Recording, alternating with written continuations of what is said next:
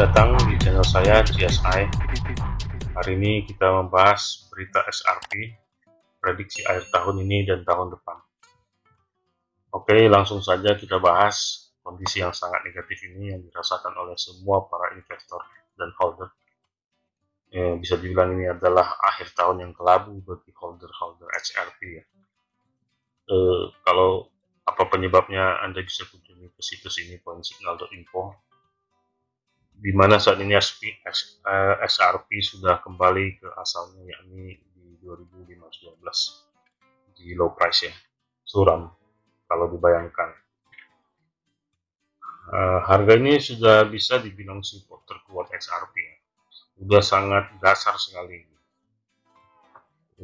dan bisa dilihat di situ ada candle hijau sebagai sinyal lawan arah, tapi posisi dunia kripto sudah di ranking 4, miris sekali. Jadi walaupun bisa dibilang ini support terkuatnya, nah bisa menjadi sebuah keraguan juga. Bahkan posisinya dilihat dari market cap, XRP sudah mendekati Litecoin. Apa mungkin XRP turun ranking lagi menjadi ranking 5 dunia gitu, seperti gambar yang kita lihat ini.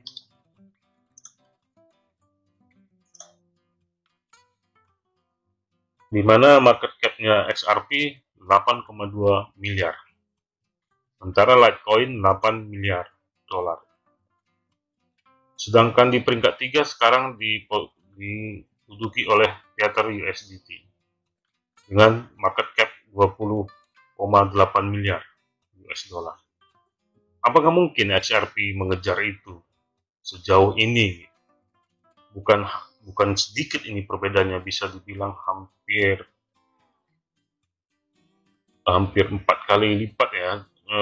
Pastinya 2 kali lipat lah ya, dari 20 M. Nah, di sini kita lihat tentu saja pasar bisa jadi pesimis dengan kondisi ini. Pasar akan takut.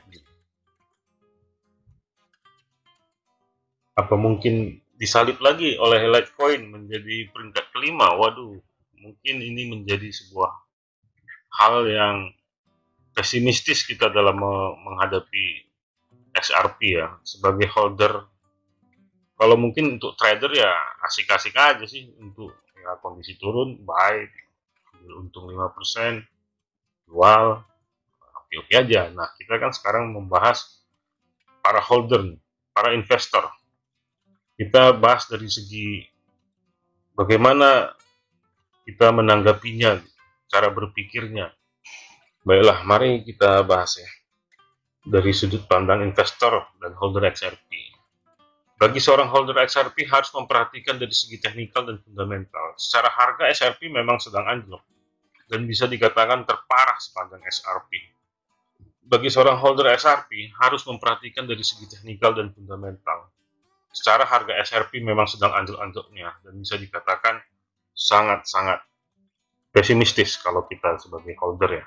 Dan banyak kok holder sudah putus asa juga dan menjual beberapa koinnya dan pindah ke koin Bitcoin, ke koin-koin yang mereka anggap lebih potensial begitu. Cuman di sini kita bahas apakah itu tindakan yang benar atau tindakan yang salah. Karena itu semua kembali kepada Anda dalam mengambil keputusan. Kondisi market XRP ini kenapa bisa begitu anjlok? Ya tentu saja karena ada permasalahan dengan SEC, itu Komisi Sekuritas dan Bursa Amerika Serikat, mengatakan bahwa menuduh Ripple melakukan penjualan keamanan yang tidak terdaftar. Tapi perlu kita ketahui bahwa berita tetaplah berita, dan itu juga bisa mempengaruhi pesimistis pasar dan optimis. Jadi kita lihat dengan kondisi seperti ini, bahkan banyak exchange di hampir seluruh dunia ya, tapi khususnya di Amerika Serikat, bahkan berencana melakukan delisting, dan beberapa sudah melakukan delisting seperti Coinbase dan Crypto.com secara gamblang memviralkan ya gitu rencana dia. Tapi kita belum tahu juga apakah itu hoax ya. Kita anggap sajalah benar. Crypto.com tanggal 19 Januari akan melakukan delisting pada XRP. Dan ada juga exchange lain yang di luar dari Amerika Serikat, ya baik itu exchange kecil ataupun exchange besar. Salah satu yang ada di negara Hong Kong baru-baru ini yang kita dengar. Terus tentu saja peringatan-peringatan delisting pada XRP di exchange-nya masing-masing akan membuat sebuah ketakutan pasar, kepanikan, fear, di mana mereka berlomba-lomba untuk menjualnya. Tapi apakah benar?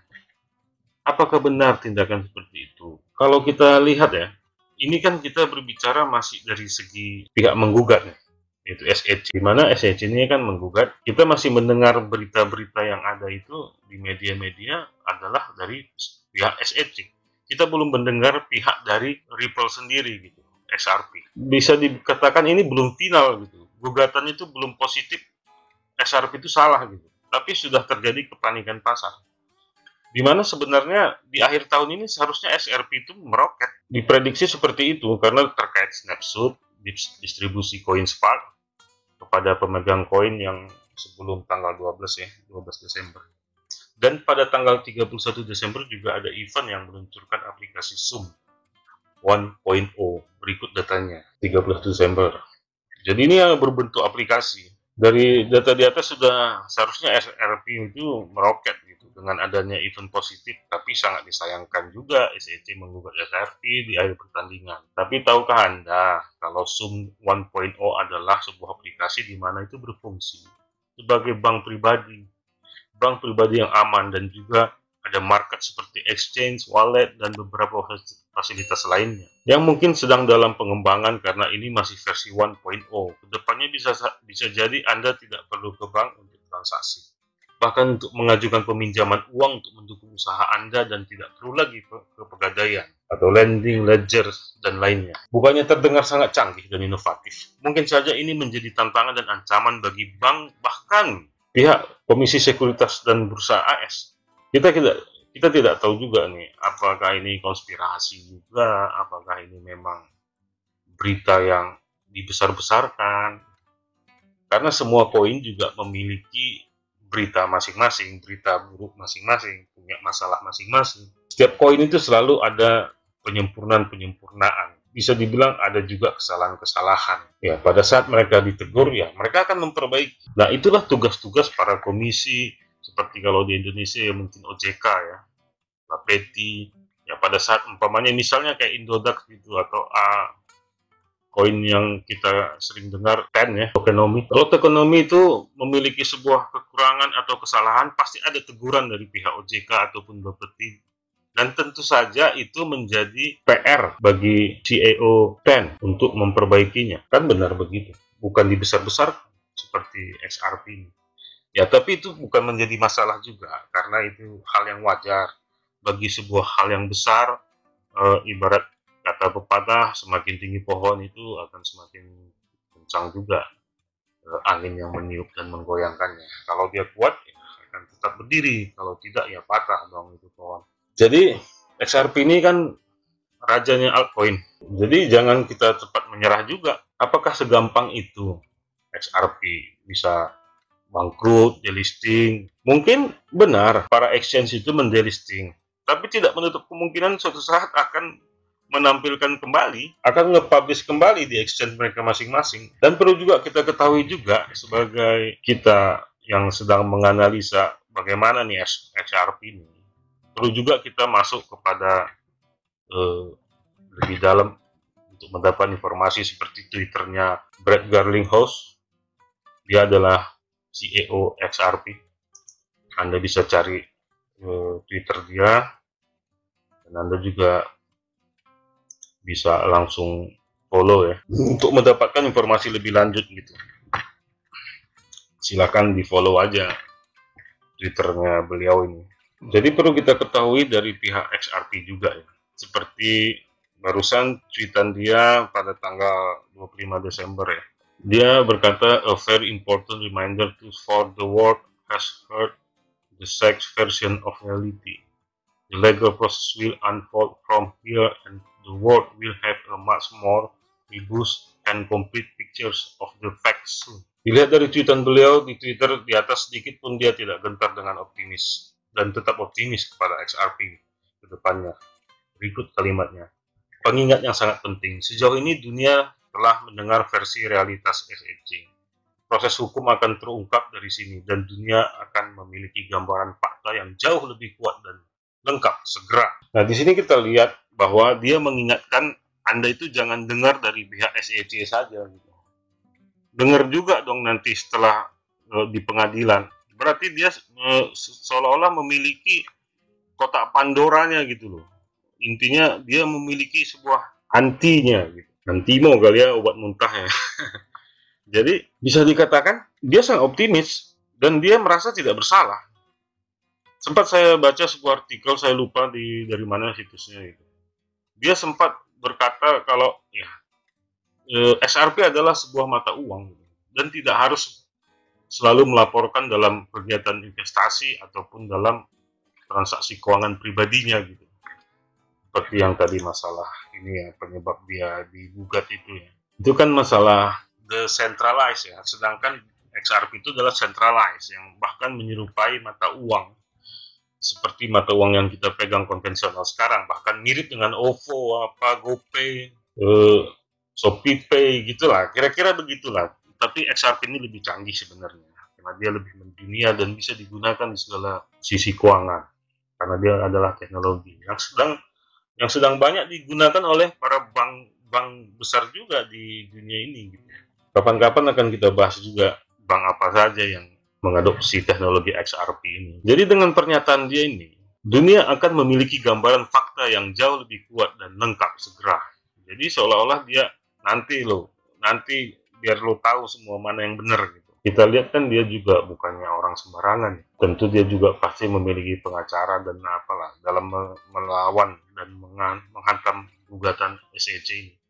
Tapi perlu Anda ketahui juga ya, SEC ini sering juga menggugat beberapa koin-koin yang lain. Dan memang yang membuat kepanikan pasar ini ya SEC ini tidak pernah dikalahkan oleh pihak CEO koin-koin altcoin yang lain gitu. Tidak pernah menang gitu, bahkan kalah. Nah, apakah XRP akan mengukir sejarah sebagai pemenang melawan SEC gitu? Kalau bisa, wow, bukan hal yang bohong, XRP itu bisa $5 satu koin. Nggak bohong bisa $50 satu koin. Kalau dia dapat membuktikan itu kepada SEC. Tapi walau begitu, ya kita tetap harus waspada juga, harus berhati-hati, bijaksanalah dalam bertindak gitu, dalam mengambil posisi buy atau sell ya, agar tidak merugi juga. Jadi kita harus sering-sering mendengarkan informasi-informasi seperti ini. Anda bisa saya rujuk ke sebuah situs namanya coinsignal.info. Ini juga terkait dan terlinking gitu antara channel ini dengan coinsignal.info. Jadi di sana adalah pembahasan secara detailnya. Jadi saya berkonsep bahwa channel saya ini bisa dikonsumsi dengan secara audio dan visual gitu. Jadi informasi sangat penting kalau dalam hal market ya, market pasar modal ini. Sangat penting, sama ibaratnya seperti saham, forex ya. Perlu kita kalender forex, kalau saham perlu kita news kayak berita, kalau di Indonesia kontan ya, bukan promosi ya, Kompas, detik.com. Kalau saya pribadi sih pakai kontan karena terus terang saya juga ada investasi di saham. Oke, kembali lagi kepada masalah XRP ini. Kita selama ini semua masih mendengar dari pihak SEC, kan begitu. Jadi seharusnya jangan panik sebelum keputusan final oleh pengadilan. Karena kita perlu tahu juga apa dari versi XRP Labs tadi kan. Jadi kejadian ini saya melihat XRP anjlok dengan dimanfaatkan oleh bandar, itu dari segi kacamata saya. Karena kalau di saham itu begitu, kenapa bisa sebuah saham itu harganya anjlok, bisa naik, apa gitu kan. Padahal berita itu masih diberitakan gitu. Bahkan kadang-kadang berita itu terlambat gitu, pasarnya udah naik duluan, udah turun duluan, udah anjlok duluan gitu. Baru beritanya keluar sekitar 3 jam kemudian gitu. Jadi kita harus waspada gitu. Kadang-kadang kan itu sebagai media promosi para bandar gitu. Tapi ini dari segi kacamata saya ya, karena ini sebenarnya agak sensitif juga gitu. Itu bisa dibilang undergroundnya pasar modal lah gitu.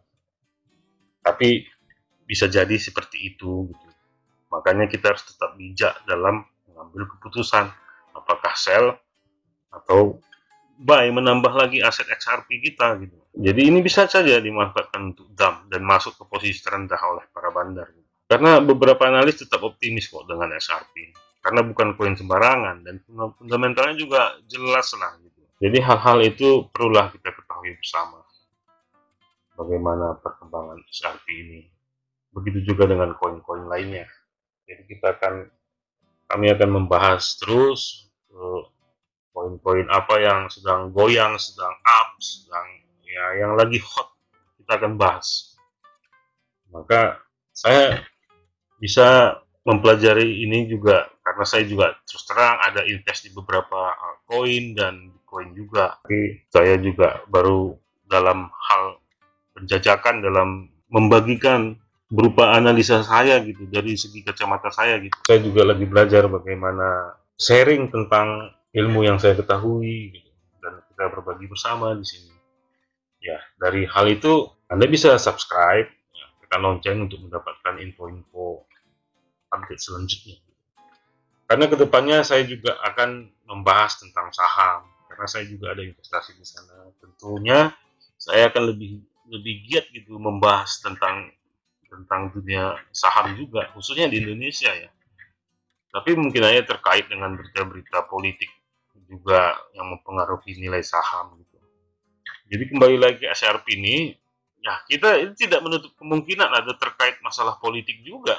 Bisa saja semua itu, karena kan kita tahu siapa SEC itu. SEC itu Komisi Sekuritas dan Bursa Amerika Serikat. Jadi kan suatu hal yang patut kita curigain juga gitu. Kita sebagai rakyat Indonesia udah tahu lah, kadang kita menjadi korban hoax daripada berita-berita yang ada sering kita tonton di TV atau di media sosial. Bahkan itu dari media-media yang terkenal sekalipun gitu, yang kredibel. Bahkan dia juga menyebar hoax kadang-kadang. Kita nggak tahu itu. Dan kita juga, saya harap kita sebagai ya penonton channel inilah ya, mengerti lah bagaimana mengantisipasi hoax, mana yang politisasi, mana yang kriminalisasi, mana yang benar-benar nyata gitu. Jadi kita harus belajar untuk mencari informasi dan memadukannya dan mengambil kesimpulan dari semua informasi-informasi yang kita dapatkan. Nah, seperti ini kan, kita masuk lagi ke Twitternya Brad Garlinghouse ini untuk mendapatkan konfirmasi berita. Oh ya, sebagai info tambahan ya, sebelum saya menyelesaikan sebuah artikel ya, di sini harga itu masih turun. Di sini harga ini masih turun. Ini saya lihat. Di sini harga masih di 2.600. Sekarang saya membuat channel ini tidak ada 1 jam. Sekarang harga XRP itu sudah 3.200. Jadi tanpa saya sadari, artikel yang saya buat ini khususnya di bagian bawah, karena saya sebenarnya tetap optimis dengan XRP. Karena juga saya mendengarkan beberapa analis-analis terkenal di dunia ini melalui blogging mereka ya, dari website mereka ya, dari channel-channel YouTube mereka juga gitu. Dan saya melihat alasan-alasan mereka kenapa mereka optimis gitu, saya rangkum gitu. Dan kenyataan memang bukan saya menyatakan saya jago prediksi juga ya, karena di sini kan saya lihat tadi ada sinyal ya, dan kemungkinan akan meroket. Ya kita dilihat di sini ya meroket juga ternyata.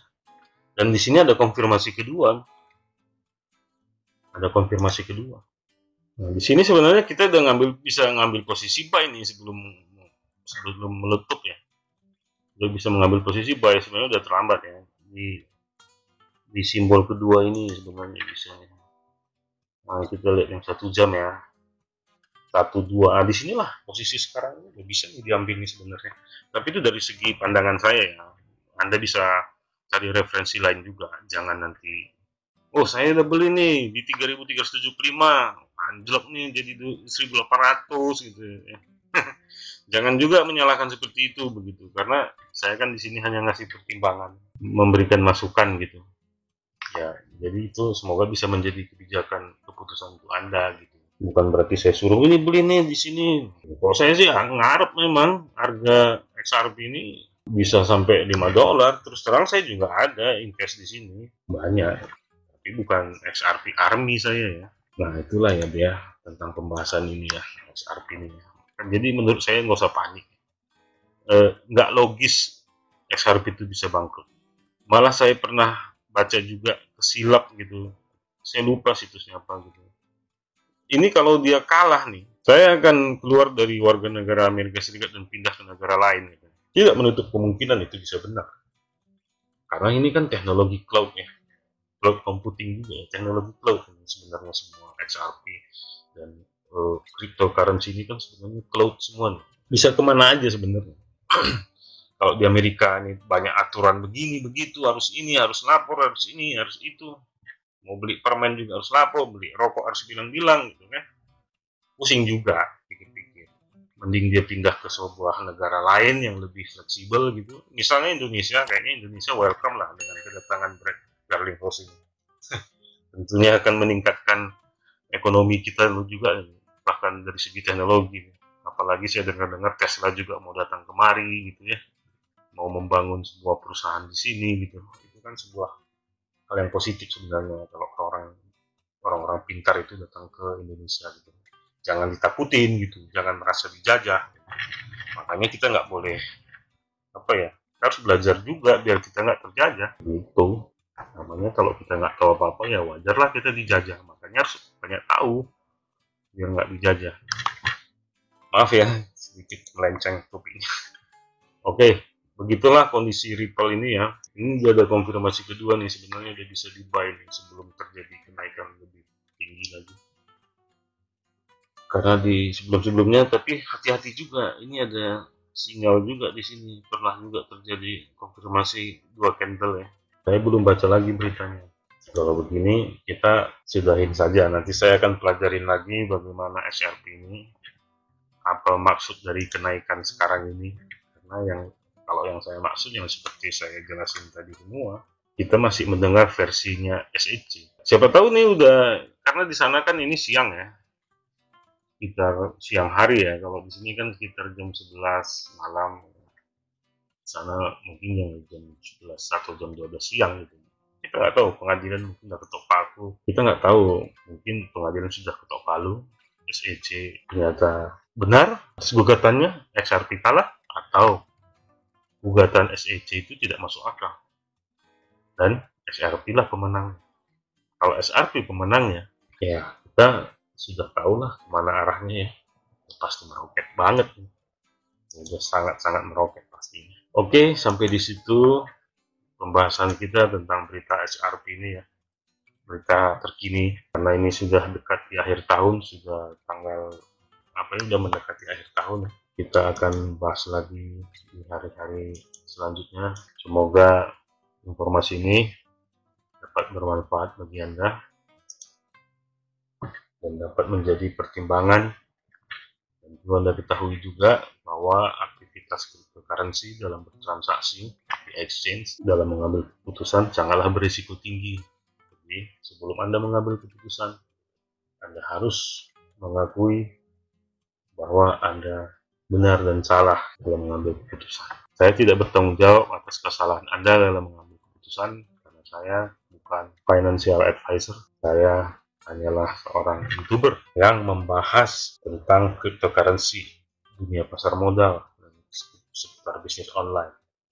Jangan lupa subscribe, tekan lonceng, share, like, komen. Silahkan komen apa pendapat Anda. No offense ya. Terima kasih telah mengunjungi channel CSI.